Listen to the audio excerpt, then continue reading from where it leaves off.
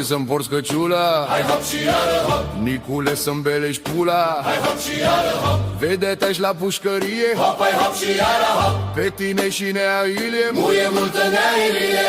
neailie, sărăche să spun pula pe chelie. Mucii mei minte nu are, să-mi belești mielul neadane.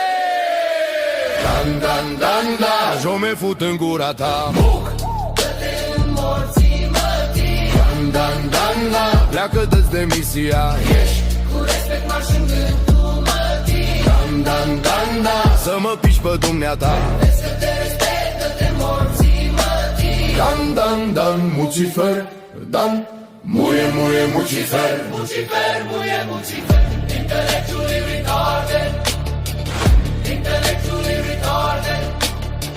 Ce aveți mă de înjurați, nu jigniți handicapați, of că toți te scuipă și te înjură.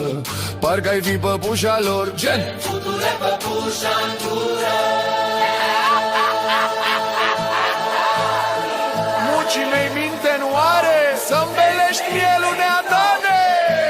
Dan, dan, dan, da, jo me fut în gura ta. Muc, Dă-te înmorții mătii. dan, dan, dan, da, pleacă dă-ți demisia.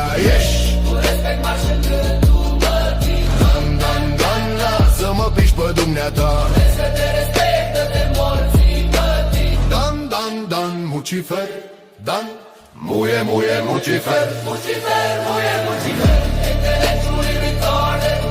Hai, intellectually retarded. Mucușoare, frate. Why are you retarded?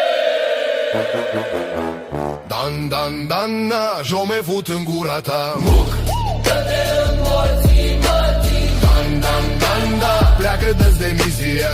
Ești Cu respect marș în gând tu mătii. dan, dan, dan, na, să mă piși pe dumneata. Vezi că te respect, dă-te înmorții mătii. Dan, dan, dan, Mucifer, dan, muie, muie, Mucifer. Mucifer, muie Mucifer. De ce mănânci? Muci mâncare car COVID-ul.